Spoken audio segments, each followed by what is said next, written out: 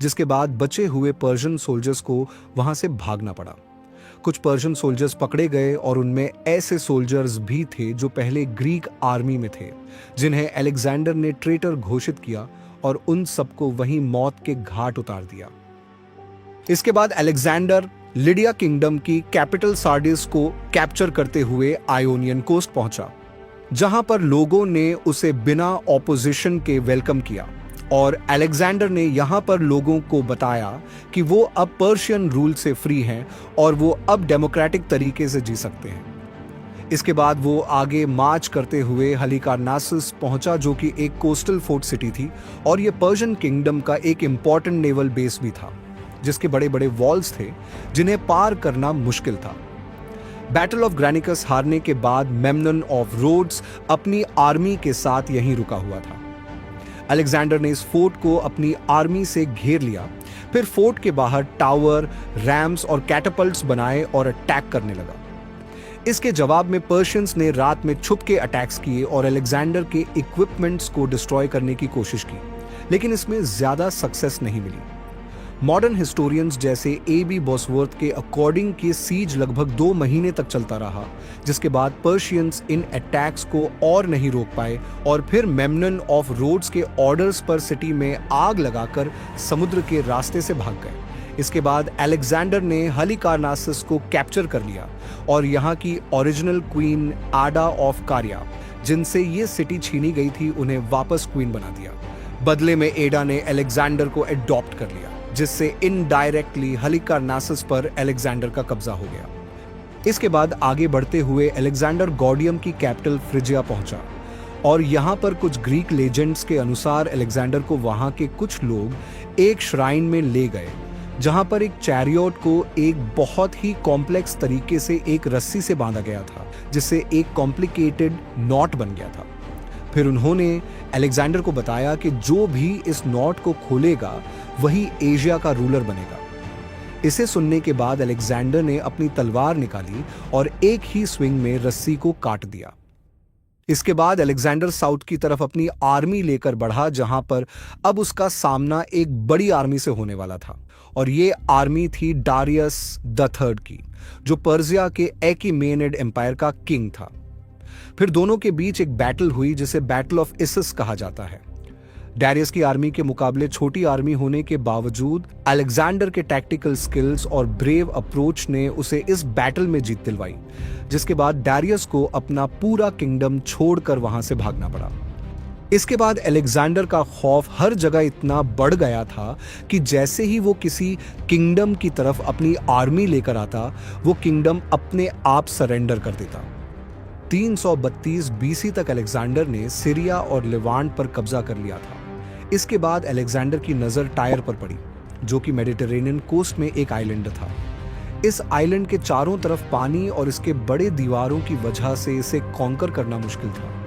पहले तो अलेक्जेंडर ने इस आइलैंड को 7 महीनों तक घेर कर रखा, फिर अपनी ब्रिलियंस का एग्जाम्पल देते हुए अपनी आर्मी से पानी में ही पत्थरों से भरा एक रास्ता बनवाया और आइलैंड में आर्मी घुसाई। हिस्टोरियन एरियन ऑफ निकोमीडिया के अनुसार महीनों से वेट करने के बाद अलेक्जेंडर को इतना गुस्सा आया कि उसने आइलैंड में घुसते ही 8000 लोगों को मैसेकर कर दिया। इसके बाद अलेक्जेंडर अपनी आर्मी के साथ इजिप्ट की ओर बढ़ा और इस राउट में सारे किंगडम्स ने सरेंडर कर दिया, लेकिन एक किंगडम ने हार न मानने की हिम्मत दिखाई और वो किंगडम था उस समय का गाजा, जो कि एक पहाड़ पर स्थित था। यहाँ पर चढ़ाई करके सिटी में दाखिल होना काफी मुश्किल था, लेकिन अलेक्जेंडर ने ठान लिया कि उसको गाजा को कैप्चर करना ही है। उसकी आर्मी ने 3 बार सिटी में घुसने की कोशिश की, लेकिन वो कामयाब नहीं हुई। फिर आखिरी कोशिश में वो सिटी में घुस गए। इस दौरान अलेक्जेंडर के बहुत सारे सोल्जर्स मारे गए। खुद अलेक्जेंडर को भी अपने शोल्डर पर गंभीर चोट आई। इसके बाद अलेक्जेंडर इजिप्ट की ओर निकला, जहां लोगों ने उसे अपना सन ऑफ गॉड और लिबरेटर मानकर स्वागत किया और उसको अपने फेरो के समान माना। यहां पर उसने अलेक्जेंड्रिया सिटी की स्थापना की, जो आगे चलकर एक बहुत बड़ा ट्रेडिंग सेंटर बनने वाली थी। इजिप्ट के बाद अलेक्जेंडर बेबीलोन के लिए निकला, जो पर्सिया की कैपिटल थी, और यहीं पर किंग डारियस ने बैटल हारने के बाद रिफ्यूज लिया था। अलेक्जेंडर के पास अब भी 47,000 सोल्जर्स थे, लेकिन कुछ हिस्टोरियंस मानते हैं कि डारियस के पास बेबीलोन में 10 लाख सोल्जर्स की आर्मी थी। 331 बीसी में दोनों आर्मीज का सामना हुआ गौगमेला में। अपनी आर्मी की सबसे आगे की लाइन में डारियस ने चैरियट्स और हाथियों को रखा ताकि वो अलेक्जेंडर की आर्मी को कुचल सके। इसके जवाब में अलेक्जेंडर ने अपने ट्रूप्स को आगे रखा ताकि वो ठीक से चैरियट्स पर निशाना लगा सके। डारियस खुद एक चैरियट में था और बैटल के दौरान वो अपनी चैरियट से गिर पड़ा और फिर एक घोड़े पर बैठकर वो फिर से बैटल से भाग गया, जिसे देखकर उसके सोल्जर्स भी भागने लगे और अलेक्जेंडर एक बार फिर बैटल जीत गया। इसके बाद अलेक्जेंडर ने दूसरे सिटीज जैसे सूसा और परसेपोलिस को कैप्चर किया और वहां सब कुछ लूट लिया। फिर उसने डारियस को ढूंढकर उसको मारने का फैसला किया ताकि डारियस उसके खिलाफ और कोई चाल न चल सके, लेकिन इससे पहले ही डारियस के एक खास आदमी बेसस ने उसको मार दिया और उसकी जगह ले ली। इसके बाद अलेक्जेंडर बेसस को ढूंढते हुए एशिया में आगे बढ़ता रहा और इस दौरान अपने नाम से उसने कई सिटीज की स्थापना की। इवेंचुअली बेसस को उसी के जनरल्स ने धोखा देकर अलेक्जेंडर को सौंप दिया और उसको मार दिया गया। इसी कैंपेन के दौरान 327 बीसी में अलेक्जेंडर ने बैक्ट्रिया को कैप्चर किया और इस रीजन में स्ट्रॉन्ग अलायंसेस बनाने के लिए वहां के एक रूलर ऑक्सियार्टिस की बेटी रोक्साना से शादी की। अब अलेक्जेंडर की नजर पड़ी इंडिया पर। सबसे पहले उसने डेलीगेट्स भेजकर इंडियन किंग्स को सरेंडर करने के ऑर्डर्स दिए। कुछ छोटे किंगडम्स ने सरेंडर कर दिया और जिन्होंने मना किया उनको अलेक्जेंडर की वायलेंट आर्मी का सामना करना पड़ा। उनके विलेजेस और सिटीज को बड़ी बर्बरता से जला दिया गया। इसके बाद अलेक्जेंडर को सबसे चैलेंजिंग ऑपोजिशन मिला पंजाब के रीजन के किंग पोरस से, जो पौरवा किंगडम के किंग थे। फिर दोनों आर्मीज के बीच बैटल ऑफ हाइडास्पीस हुई। आरियन ऑफ निकोमीडिया अपनी किताब एनाबासिस अलेक्जेंड्री में लिखते हैं कि इस बैटल में अलेक्जेंडर की जीत हुई, जिसके बाद पोरस को कैप्चर कर लिया गया। लेकिन बैटल के दौरान अलेक्जेंडर पोरस की मिलिट्री टैक्टिक्स और ब्रेवरी से इतना इंप्रेस्ड हुआ कि उसने पोरस को को रूलरशिप ऑफर की। फिर दोनों के बीच एक डील हुई जिसमें यह डिसाइड हुआ कि अलेक्जेंडर पौरवा का नया किंग होगा, लेकिन पुरुष उसके अंडर में रूल करेंगे। इसके बाद अलेक्जेंडर ने हिस्ट्री में किसी भी रूलर से ज्यादा टेरिटरी कॉन्कर कर ली थी, लेकिन उसका एम्बिशन अब भी कम नहीं हुआ था और वो आर्मी को लेकर इंडिया में आगे बढ़ना चाहता था। लेकिन उसकी आर्मी बैटल्स लड़ते लड़ते अब थक चुकी थी, तो उन्होंने आगे जाने से मना कर दिया, जिसकी वजह से आर्मी में रिवोल्ट्स शुरू हो गए। अलेक्जेंडर के एक जनरल ने उसे बताया कि सोल्जर्स अपने फैमिलीज, अपने बच्चे और अपने होमलैंड को देखने के लिए तरस रहे हैं। यह सुनकर अलेक्जेंडर को अपने सोल्जर्स के लिए सिंपैथी महसूस हुई और उसने वापस जाने का फैसला किया। लेकिन अलेक्जेंडर अपनी आदत से मजबूर था और वापस लौटते वक्त भी वो छोटे छोटे विलेजेस को कैप्चर करता गया। इसके बाद अलेक्जेंडर जब पर्शिया वापस आया, तब उसको लोगों ने किंग ऑफ किंग्स बुलाते हुए स्वागत किया।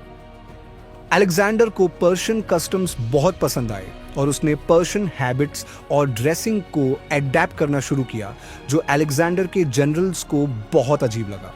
यहां से वापस जाते समय अलेक्जेंडर ने अपने पहले कैप्चर किए हुए रीजन्स में जाकर खुद के जनरल्स को एग्जीक्यूट किया, जो करप्शन और इनजस्टिस में शामिल थे।